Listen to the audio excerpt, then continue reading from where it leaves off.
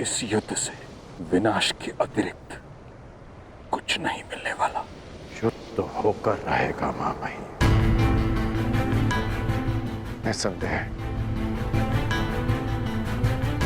मैं आपकी पीड़ा और आपका तर्क समझ सकता हूं,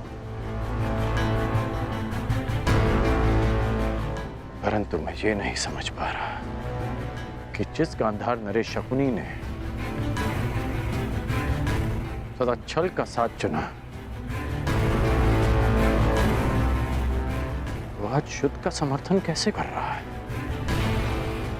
क्या वो कोई और षड्यंत्र तो नहीं रच रहा? इतने वर्षों से मेरे साथे रहकर भी तुम मुझे समझ नहीं पाए। क्या है दुर्योधन, कभी कभी चौसर में अपने स्वयं के मेरू को ही पकड़वाना पड़ता है। सभा में मैंने जो कुछ भी कहा वो मेरे शब्द थे और उनके अर्थ कुछ और थे। जैसे हाथी के दांत खाने के कुछ और दिखाने के कुछ और। हम पांडवों को अज्ञातवास में ही पकड़ लेंगे ताकि युद्ध की नौबत ही ना आए। तो फिर जब पिताश्री आदेश दे रहे थे, आपने उसका विरोध क्यों किया?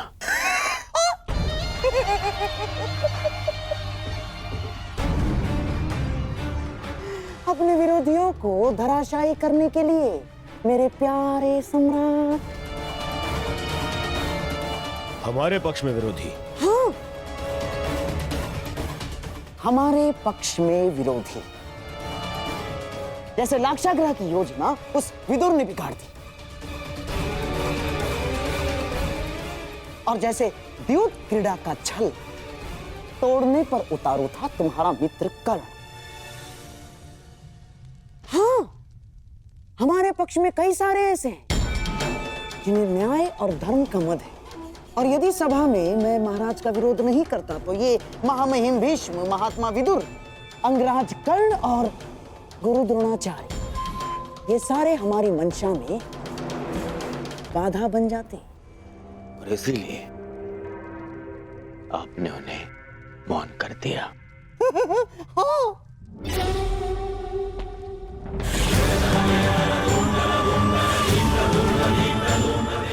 परंतु इन पांडवों का क्या? हाँ, पांडवों का क्या होगा? वो तो बेचारे वनवासी ही रहेंगे दुर्योधन। अज्ञातवास में जाने से पूर्व हम उन्हें पकड़ लेंगे।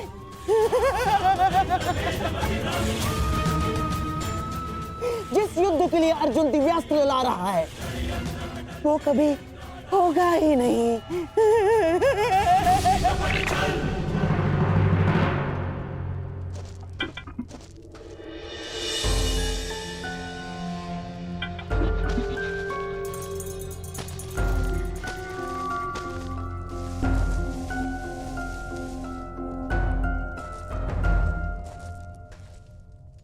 आर्य, ये सब कहाँ जाने का प्रबंध हो रहा है? वनवास समाप्त होने को है पांचाली, और कौरव मूर्ख नहीं है। वो प्रत्येक क्षण हम सब पर दृष्टि रखे हुए हैं। वो पूरा प्रयास करेंगे कि अज्ञातवास प्रारंभ होते ही वो हम सबको पकड़ सके, परंतु हमें उन्हें ऐसा कोई अवसर नहीं देना है पांचाली। अज्ञातवास आरंभ होने से पूर्व हमें किसी गुप्त स्थान के लिए प्रस्थान करना होगा पांचाली। परंतु आर्य अर्जुन के बिना वो वहां अपने लिए नहीं, हम सबके लिए दिव्य अस्त्र प्राप्त करने गए। हम सबके लिए तपस्या करें ताकि हम अपने अपमान का प्रतिशोध ले सकें। आप उन्हें छोड़कर कैसे जा सकते हैं? मैं भी अर्जुन को छोड़कर यहां से नहीं जाना चाहता हूं पांचाली, परंतु इस समय यहां से निकलना अत्यंत आवश्यक है।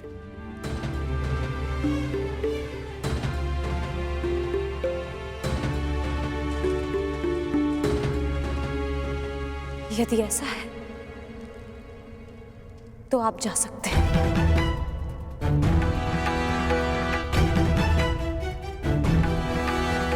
परंतु मैं आर्य अर्जुन के बिना यहां से नहीं जाऊंगी।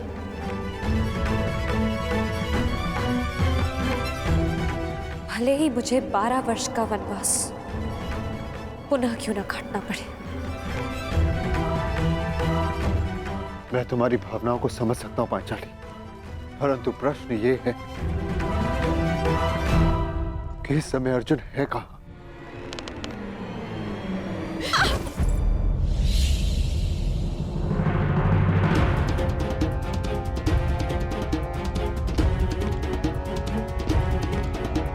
देवी, देवी, देवी उर्वशी, आंखें खोलिए, आंखें खोलिए देवी।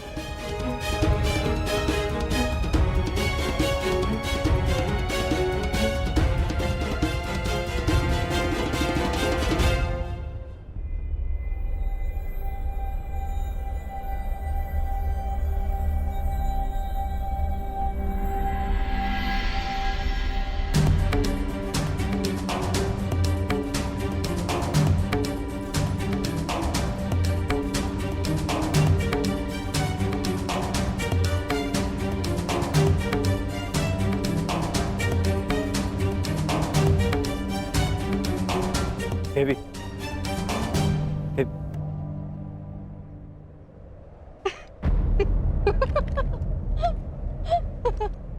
आप हंस क्यों रहे हैं? एक ब्रह्मचारी का ब्रह्मचर्य टूटते देखा तो अपना हाथ से रोक ही नहीं पाए। बस एक स्त्री को छूकर तुम्हारा ब्रह्मचर्य व्रत तो टूट गया वीर। अब तो मेरा हृदय मत तोड़ो, मुझे प्रेम दान दो। असंभव। रुको अर्जुन,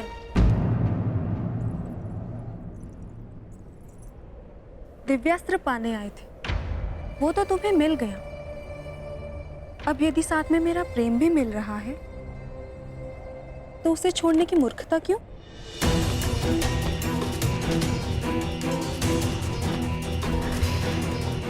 मुझे पाने के लिए बड़े बड़े महर्षियों ने अपना तप छोड़ा है और तुम मुझे छोड़ रहे हो।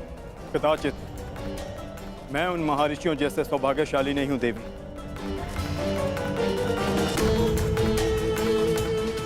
मुझे केवल महायुद्ध की रणभेरी सुनाई देती है। अपने बाणों से शैया पर लेटे शत्रु के शव दिखाई देते हैं। सावधान अर्जुन, तुमने स्वर्ग की सबसे सुंदर अप्सरा की कामना पूर्ति करना अस्वीकार किया है। मैं तुम्हें श्राप देती हूं अर्जुन कि तुम इसी क्षण जीवन भर के लिए नपुंसक हो जाओगे।